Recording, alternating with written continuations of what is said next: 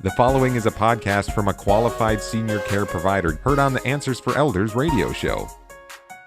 And welcome back, everyone, to the Answers for Elders radio network. And we are here with Hope Lanter, who is the lead audiologist of hear.com. That's HEAR.com.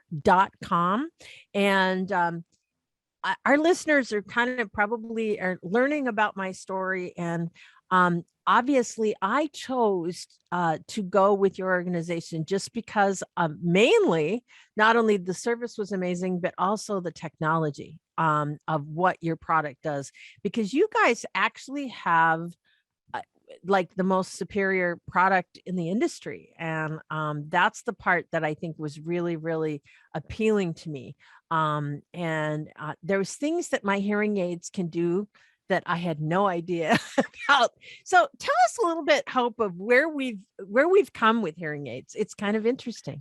It really is. I mean, I remember my great grandmother would put her hearing aid in, and then you'd see her sometimes turn it down, turn it up, and whether or not she was connected was, who knows? It was all based on whether or not she had it on or properly working, those kind of things. And so, now we're not talking about anybody's grandma's hearing aids anymore. We're talking about, very modern devices. They're essentially become like a whole other tech that you're putting onto your body each day. So, it's a really interesting thing for us. We actually, because of our millions of phone consultations, have really learned what is it that baby boomer customers really want. And that's helped us to develop our own proprietary features. And so that is something that the Hear.com Horizon hearing aid has now been developed. It is actually based on Signia's full-fledged AX experience platform. And so with that, what we do is then build upon that. So with the Hear.com Horizon app, you have access to these features, which would be basically having speech focus. That's going to allow you to have the most aggressive speech and noise on the market. So if you're in a restaurant group, even if somebody's wearing a mask, really good application of using that as well. And on demand, they're able to then, touch the app and get there. As far as we also have relax mode that turns microphones off, turns an ocean wave sound on. Yeah. That's going to be relaxation type, experiences. Early users like yourself can use that instead of taking the devices out. They can listen to that sound. Long term, of course, using it as a relaxing setting. In our most recent devices, we also have now added what we call Panorama Effect. What that does is it gives you an on-demand button that allows you to then hear 360 degrees around you. So what we call omni-directional. But really, if you're out in nature, hiking, or if you're things in a like concert. that. Yeah, I would assume you'd want to put that on. Sometimes just depends on the what it is you're wanting, in that scenario. You mentioned the car, for example. Like if you were driving and you had somebody in the back seat trying to talk to you, the hearing aid may say, okay, I don't want to hear all these other noises, and it may drown out from that direction. So you can kind of override sometimes in these kind of situations, but really just based on that specific place, wherever you are, whatever your needs are, or if it's something where you do want to hear. Let's say you go to a lecture and really, there's a fan running in the room, and now the hearing aids decided, okay, we're not going to pick up the fan, but that means I don't hear the person asking questions from that direction. So now there's a lot of ways that you can then say, hey, I can do something about this. I love the directional side of this, and I have noticed it. Wherever you turn your head, this is what's so incredible about this technology. Wherever you're facing, it's amazing that my hearing aids know which person to pick up. It's like there's something in the device that's directional, so that wherever I'm pointed, if I'm looking around, it will, if I'm looking at someone, that is the sound that it's going to pick up. And I notice that really in restaurants. If I'm sitting around, I belong to a winery, and I go oftentimes with, friends around the table. And I've noticed that that has made a huge difference for me, because before, again, we talked about it, I would just tune out between the background noise and all the stuff happening. I wouldn't have the ability. And the other thing that's really amazing is on my smartphone, for those of you that I didn't even know, and I do now, is all you have to do is hit 3 times, and automatically your your hearing aids, you can control them from your smartphone. You control the volume, you can, and so that's the thing that's so amazing. It can actually give you the ability to really customize it with every, minute. And that's the thing that's cool. I get phone calls. My phone calls come through my hearing aids, which is really amazing. So I don't have those, having to listen to a phone and put it up. And sometimes, you'll get a little, chirp or whatever from your hearing aid if you press your ear. So there's a lot of things I think that has changed in technology today that is just blows my mind. It's really, really cool. The really interesting thing with this hearing aid is that it has actually two chips that are working at the same time. So one is working on the noise and one is working on the speech. And so then it gives it really a lot more processing power to be able to do that. Outside of that, obviously Bluetooth is what makes the app happen. So everybody who has a smartphone now really has the option to be able to change settings as they are going through their day if they want to. I mean, the really cool thing now is that you don't really have to do any of that. The hearing aids are so smart that they pretty much take care of everything, but it's a lot of people like having that extra layer of control if they need it. So it is something really neat. You can stream phone calls through your hearing aids. You can stream TV through the hearing aids. There's all sorts of ways of making the hearing aids sort of fit your lifestyle. So pretty much anything goes. So that's what's really important, is talking about what are your needs. Everybody has a very specific set of, here's what my life looks like. And then figuring out, okay, well, this is the device that can do everything you're asking for. Well, and just really understanding that there's so many different, I was interested that there's only like 5 or 6 manufacturers of hearing aids. And then everything else is like rebranded.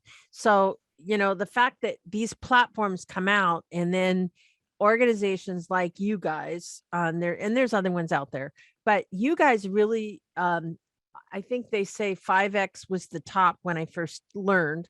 Well, you guys are 7X. So you're 2 steps above what is considered the industry standard, which I was really, really amazed by. And certainly I'm having that ability to, to take advantage of that.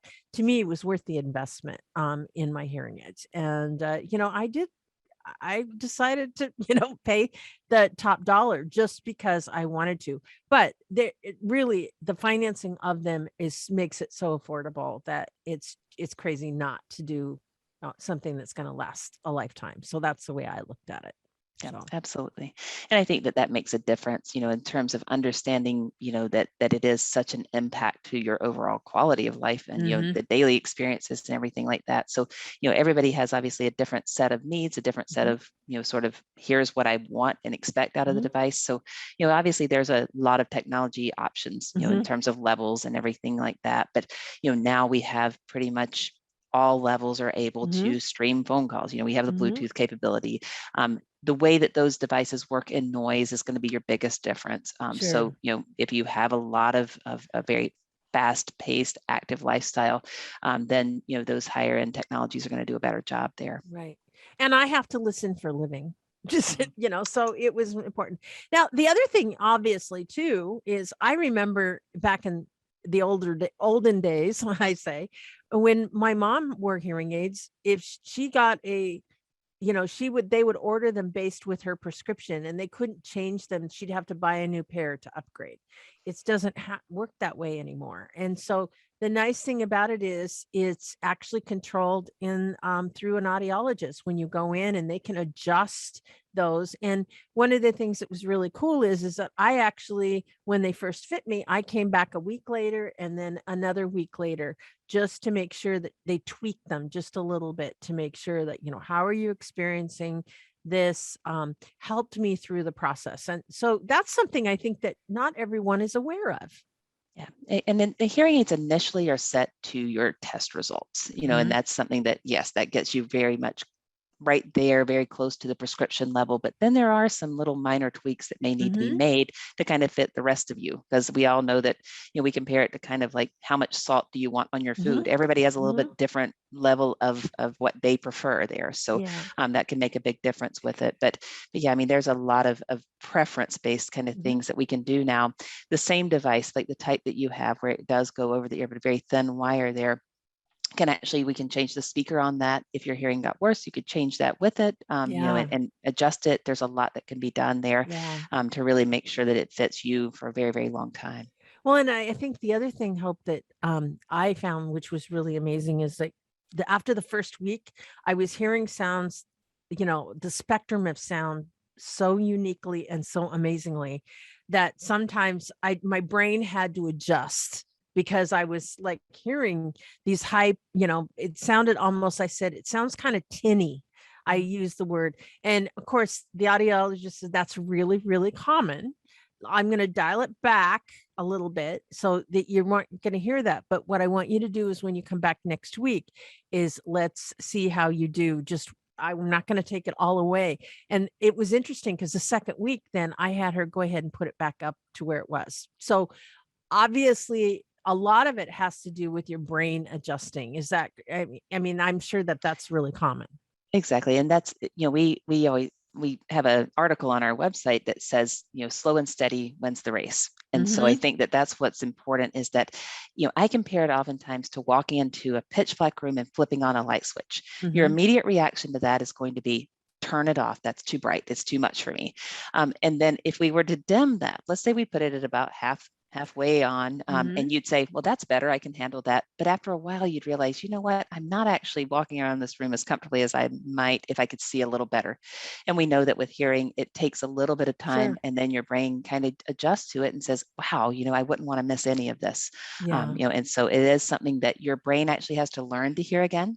That is something that it's actually a retraining of it all, because your brain actually learns to work with the hearing loss. So it's actually trained itself. It's physically wired to work with your hearing loss.